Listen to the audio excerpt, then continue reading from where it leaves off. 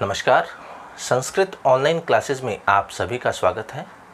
पिछली क्लास में हमने किरातार्जुनीय महाकाव्य के प्रथम सर्ग के अंतर्गत युधिष्ठिर द्रौपदी संवाद को लेकर के हमने कुछ पद्यों के ऊपर चर्चा की थी।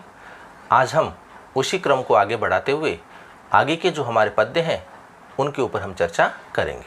तो आइए शुरू करते हैं।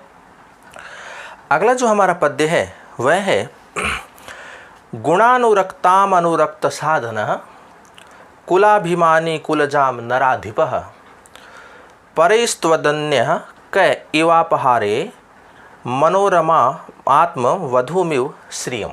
तो इस पद्य के अंतर्गत जो द्रौपदी है वह युधिष्ठिर के क्रोध को बढ़ाने वाली बातों को कहती है और वह युधिष्ठिर से कहते हैं कि आप ऐसे समय में कायरता को प्राप्त हो गए हैं जो कि उचित नहीं है। और वह द्रौपदी युधिष्ठिर से कहती है कि आप इस प्रकार से व्यवहार कर रहे हैं जैसे आपने अपनी प्रियतमा अर्थात अपनी स्त्री को स्वयं ही शत्रुओं से अपहरण करा दी गई हो। तो ऐसी स्थिति वह द्रौपदी युधिष्ठिर के समक्ष प्रस्तुत करती है। तो देखिए द्रौपदी कहती है कि अनुरक्त साधन है अर्थात अनुकूल साधनों वाला, कुलाभिमानी और कुलीन, त्वद अन्य कह इव नराधिपः कि आपके अलावा कह इव नराधिपः ऐसा कौन राजा होगा। तो द्रौपदी युधिष्ठिर से कहती है कि अनुरक्त साधनों वाला अर्थात अनुकूल साधनों वाले आपके पास सारे साधन उपलब्ध हैं, आपके साधन जो है वो आपके प्रति अनुकूल है। ऐसी स्थिति होने पर भी आपके अलावा ऐसा कौन राजा होगा जो गुणानुरक्ताम गुणों में अनुरक्त रहने वाली, कुलजाम और कुलीन, श्रिय मनोरमाम और मन को प्रसन्न रखने वाली अर्थात मन को रमाने वाली, आत्मवधूम इव अपनी स्त्री के समान अर्थात अपनी प्रियतमा के समान, परई अर्थात शत्रुओं के द्वारा, अपहार्येत अपहरण करा दी गई हो। तो वह द्रौपदी जो है वह युधिष्ठिर के क्रोध को जगाने वाले वचनों को कहती है। वह युधिष्ठिर से कहती है कि अनुकूल साधनों वाला और कुलाभिमानी अर्थात अत्यधिक कुलीन आपके अलावा ऐसा कौन दूसरा राजा होगा जो आपके गुणों में अनुरक्त रहने वाली या आपके गुणों से रिझी हुई और कुलीन और आपके मन को रमाने वाली अर्थात मन को प्रसन्न रखने वाली, अपनी प्रियतमा के समान शत्रुओं के द्वारा अपहरण करा दी गई हो। तो वह जो द्रौपदी है वह युधिष्ठिर से ऐसे वचनों को कहती है कि वह कहती है कि आप ऐसे समय में मुझे कायर प्रतीत हो रहे हो जो कि आप नहीं हो। तो आपकी स्थिति इस समय ऐसी क्यों हो गई है और ऐसा जो आप कर रहे हैं ये अत्यधिक ही निंदनीय कार्य है। तो वह द्रौपदी युधिष्ठिर के क्रोध को जगाने वाले ऐसे वचनों को कहती है। अगला पद्य देखिए। भवन्तमेतर्हि मनस्वी गर्हिते विवर्तमानं नरदेव वर्तमनि कथम न मन्युर्ज्वलेत्युदीरितं समीतरुं शुष्कम इव अग्निरुच्छिषकः है। अब यहाँ पर जो द्रौपदी है वह युधिष्ठिर के क्रोध को जगाने वाले वचनों को अर्थात बातों को कहती है। वह युधिष्ठिर से कहती है, आग्रह करती है कि आपने इस समय जिस मार्ग को अपनाया हुआ है वह जो मार्ग है वह मनुष्यों के द्वारा भी निंदित मार्ग है। तो आप इस मार्ग का परित्याग करें और अपने शत्रु के ऊपर विजय प्राप्त करने की कोशिश करें। तो इस प्रकार से वह वचनों को युधिष्ठिर से कहती है। तो देखिए, हे नरदेव अर्थात हे मनुष्यों के स्वामी अर्थात हे राजा, एतर्हि अर्थात इस समय, मनस्वी ग्रहिते वर्तमनि मनुष्यों के द्वारा या वीरों के द्वारा जिस मार्ग वर्तमान अर्थात जिस मार्ग का या जिस मार्ग को विवर्तमान है निंदित कर दिया गया है, छोड़ दिया गया है, तो विवर्तमानम भवन्त्यम उदीरितम मन्युः। तो कहती है कि जिस मार्ग को वीरों के द्वारा परित्याग कर दिया गया है या जिसको निंदित बताया गया है, वह मार्ग को आपने जो धारण कर रखा है, उस मार्ग पर आप जो चल रहे हो, वह भवंतम आपके उदीरितम मन्युः क्रोध को या उद्दीप्त जो क्रोध है उसे कथम न ज्वलंती आपको वह जला क्यों नहीं देता। वह कहती है कि आप वर्तमान में जिस मार्ग पर चल रहे हैं वह मार्ग मनुष्यों के द्वारा निंदित है, अर्थात वीरों के द्वारा निंदित है, और आपके अंदर जो उद्दीप्त क्रोध है वो आपको जला क्यों नहीं देता, आपको वह उसी प्रकार से जला क्यों नहीं देता जिस प्रकार से उत्सिक है अग्निरियु कि अग्नि की ऊपर की ओर उठती हुई लपटें शुष्कम समी तरुम ज्वलती, सूखे हुए समी के वृक्ष को जला देती है। जिस प्रकार से अग्नि की ऊंची ऊंची लपटें सूखे समी के वृक्ष को जला देती है, उसी प्रकार से आपके अंदर उद्दीप्त जो क्रोध है वह आपको जला क्यों नहीं देता। तो यहाँ द्रौपदी कहना चाहती है कि आप शांत क्यों बैठे हैं, आपको क्रोध क्यों नहीं आता, अपने शत्रुओं की विजय को देख करके आप चिंतित क्यों नहीं होते हैं। तो इस प्रकार के वचनों को वह युधिष्ठिर से कहती है। वह कहती है कि आपने जिस मार्ग को अपनाया हुआ है वह मार्ग वीरों और मनुष्यों के द्वारा निंदित मार्ग बताया गया है, आप उसे छोड़ दीजिए और शत्रु पर विजय प्राप्त करने की कोशिश कीजिए। कि आपके अंदर जो क्रोध है वह शांत क्यों बैठा हुआ है, अर्थात वह क्रोध आपको उसी प्रकार से जला क्यों नहीं देता जिस प्रकार से अग्नि की ऊंची ऊंची लपटें सूखे हुए समी के वृक्ष को जला देती है। तो इस प्रकार के कठोर वचन वह द्रौपदी युधिष्ठिर से कहती है। अगला पद्य देखिए। अवंध्य कोपस्य विहंतुरापदाम भवन्ति वश्यः स्वमेव देहिन अमर्ष शून्येन जनस्य जंतुना न जात हार्देन न विद्विषादरः। इस पद्य के अंतर्गत जो द्रौपदी है वह युधिष्ठिर से कहती है कि क्रोध को बनाए रखना जरूरी होता है।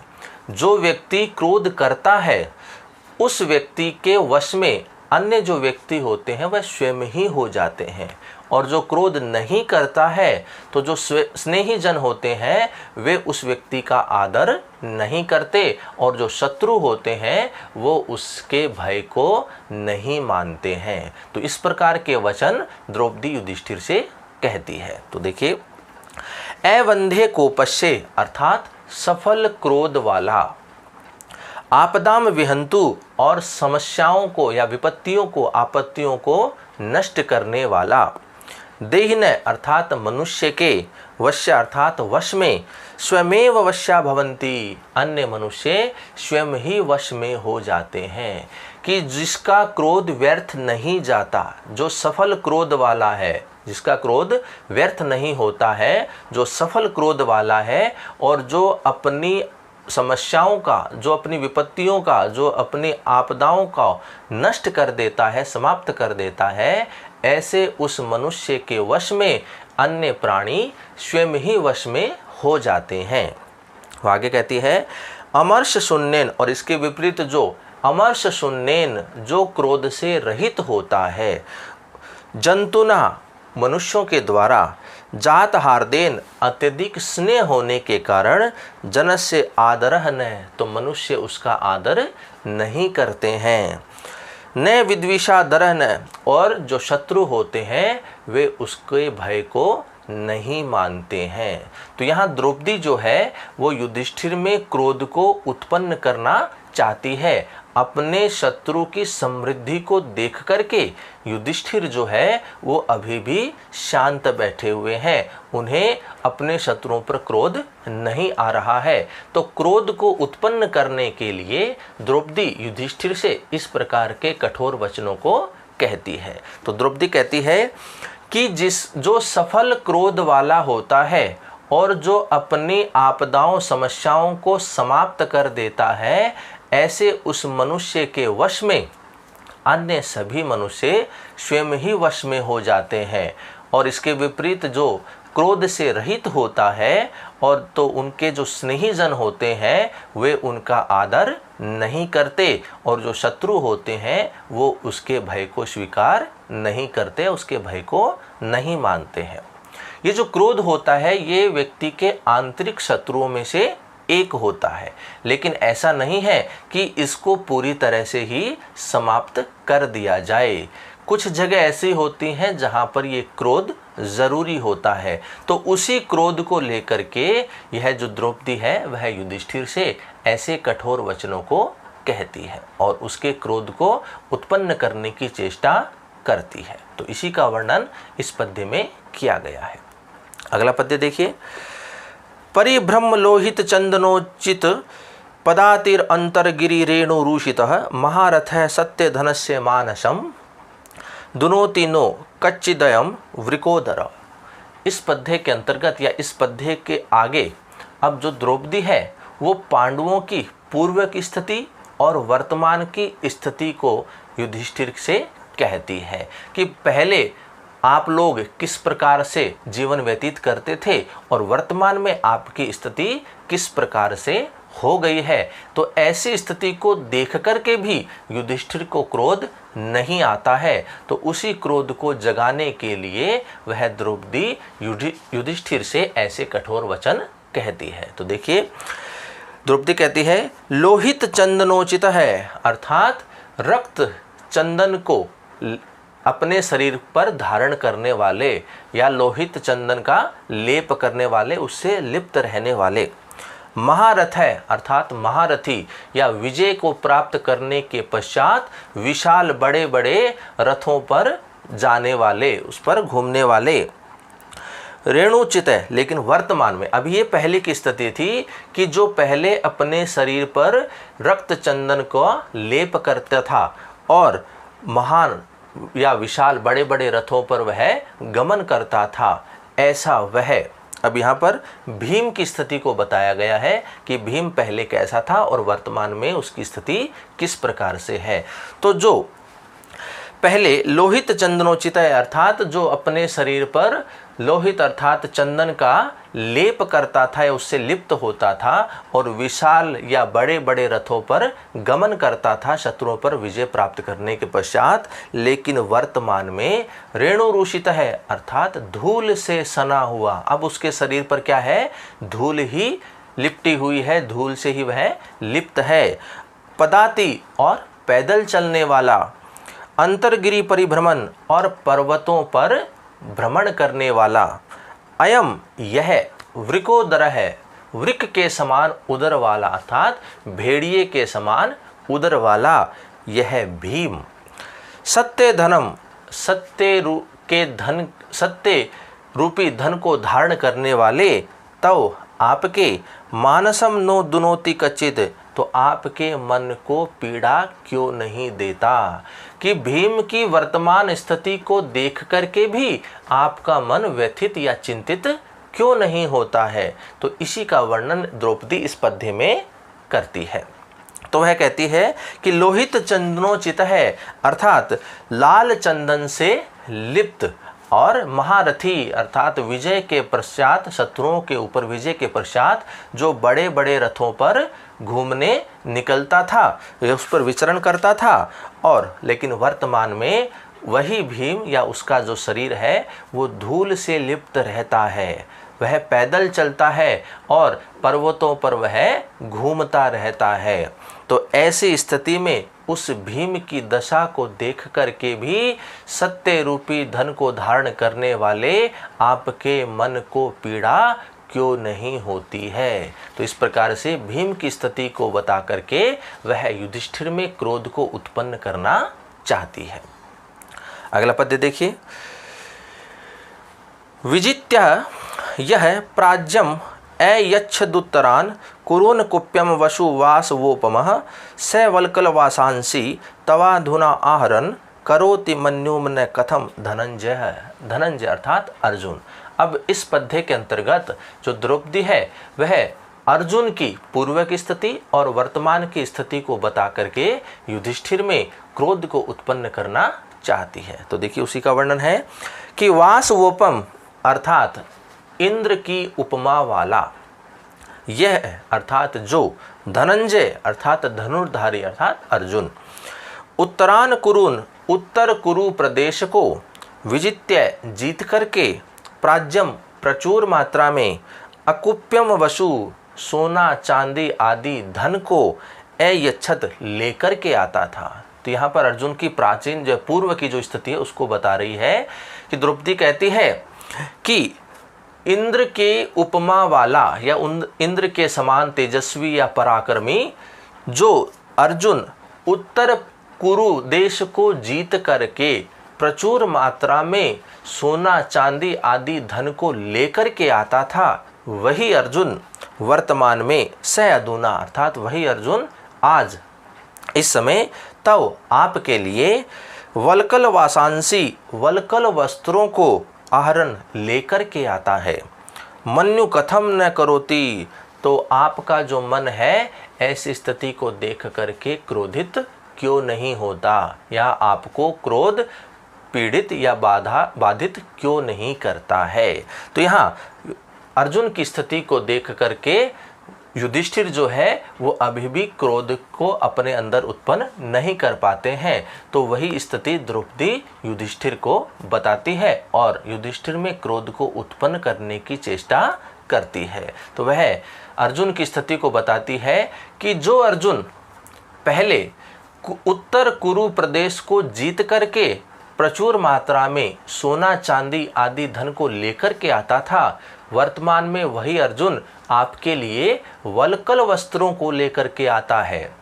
ऐसी स्थिति को देख करके भी आप में क्रोध उत्पन्न क्यों नहीं हो रहा है। तो इसी का वर्णन इस पद्य में द्रौपदी करती है। अगला पद्य देखिए। वनांत सय्या कठिनी कृताकृति कचाचितौ विश्वक इव अगजौ गजौ कथम त्वमेतौ धृति संयमो यमौ विलोक्यन नुसहसे न बाधितुम।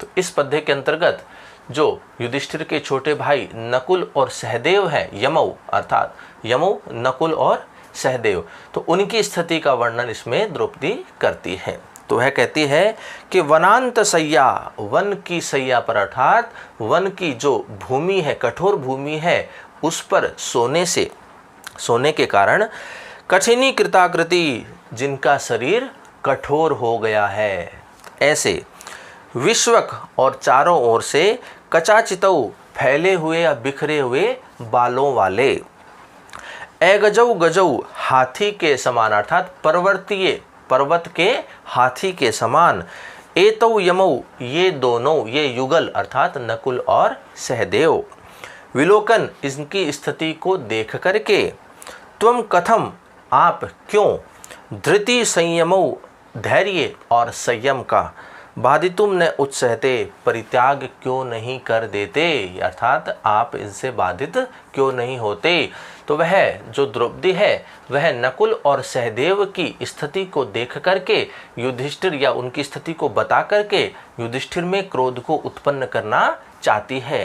द्रौपदी कहती है कि जो वन की सैया पर सोकर के जिनका शरीर कठोर हो गया है, तो पहले ये नकुल और सहदेव कोमल बिस्तरों पर सोते थे और इनका शरीर अत्यधिक कोमल था, लेकिन वर्तमान में ये वन की भूमि पर सोते हैं जिनसे इनका शरीर कठोर हो गया है, और ये महलों में बड़े ही आराम से विचरण करते थे, जो कि आज वर्तमान में वन में विचरण कर रहे हैं, घूम रहे हैं, और ये हाथी के समान पर्वत पर घूम रहे हैं जिनसे इनका शरीर कठोर हो गया है।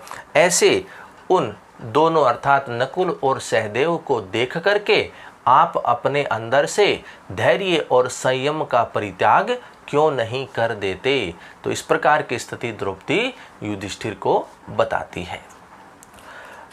अगला पद्य देखिए। इमामहं वेद न तावकीम धियम विचित्र रूपा खलु चित्तवृत्ति है विचिन्त्यन्तया भवदापदम पराम रुजन्ति चेत प्रसभम ममाधयम। तो इस पद्य के अंतर्गत जो द्रौपदी है वह युधिष्ठिर की जो दशा होती है उसको लेकर के वर्णन करती है। तो द्रौपदी कहती है इमाम तावकीम अर्थात आपकी इस समय, धियम अहम नवेद आपकी बुद्धि को मैं समझ नहीं पा रही हूँ। द्रौपदी युधिष्ठिर से कहती है कि वर्तमान में अर्थात इस समय आपकी बुद्धि किस प्रकार से विचार कर रही है या आपके मन में कैसे विचार है, आपकी बुद्धि को मैं नहीं समझ पा रही हूँ। चित्तवृत्ति है विचित्र रूपः खलु, वह द्रौपदी कहती है कि निश्चित रूप से भिन्न भिन्न लोगों की जो चित्तवृत्तियाँ होती हैं, मनोवृत्तियाँ होती हैं, वो विचित्र होती हैं अर्थात अलग अलग होती हैं।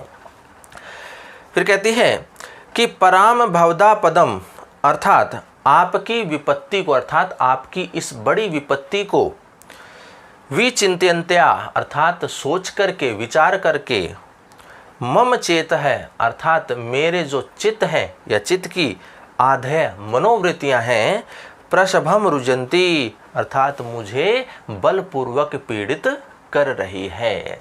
तो द्रौपदी जो है वो युधिष्ठिर से कहती है कि मैं आपकी बुद्धि को नहीं समझ पा रही हूँ कि आपके मन में किस प्रकार के विचार हैं, आप अपने शत्रु के प्रति कैसा व्यवहार करना चाहते हैं, आपके अंदर किस प्रकार के विचार चल रहे हैं। तो आपकी ऐसी इस बुद्धि को मैं नहीं समझ पा रही हूँ। वह द्रौपदी कहती है कि निश्चित रूप से भिन्न भिन्न मनुष्यों की जो चित्तवृत्तियाँ होती हैं, मनोवृत्तियाँ होती हैं, मनोव्यथाएं होती हैं, वह भिन्न भिन्न होती हैं।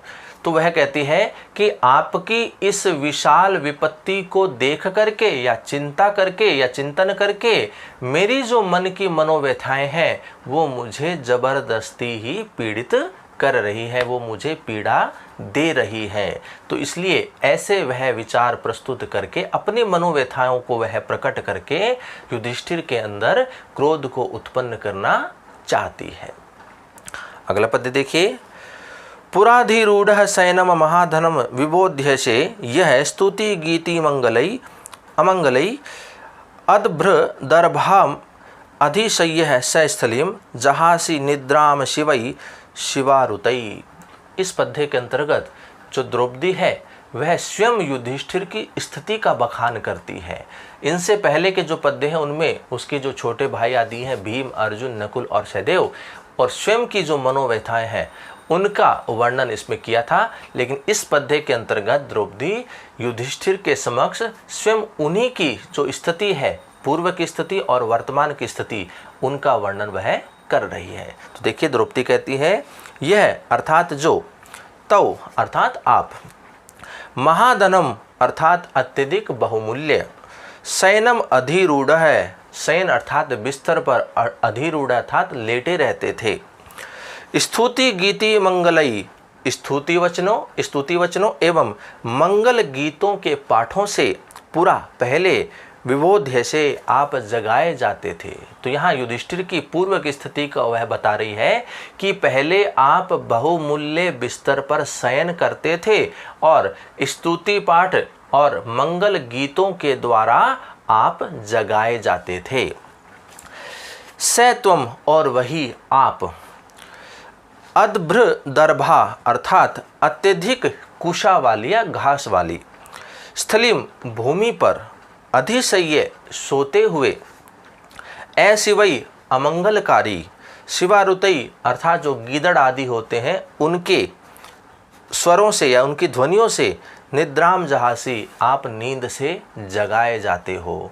तो पहले तो आप बहुमूल्य बिस्तर पर शयन करते थे और स्तुति पाठ और मंगल गीतों की ध्वनियों के द्वारा आप जगाए जाते थे, लेकिन वर्तमान स्थिति में अत्यधिक कुशा से भरे हुए भूमि पर आप शयन करते हैं और जो गीदड़ आदि होते हैं उनकी अमंगलकारी ध्वनियों के द्वारा आप निद्रा से जगाए जाते हैं। तो इस प्रकार युधिष्ठिर की स्थिति को बता करके युधिष्ठिर में वह क्रोध को उत्पन्न करना चाहती है। तो इस प्रकार से आज हमने युधिष्ठिर द्रौपदी संवाद के अंतर्गत कुछ महत्वपूर्ण जो पद्य हैं उनके ऊपर हमने चर्चा की। आगे की क्लास में आगे के जो बचे हुए हमारे पद्य हैं उनको लेकर के हम चर्चा करेंगे। तो आज के लिए इतना ही। धन्यवाद।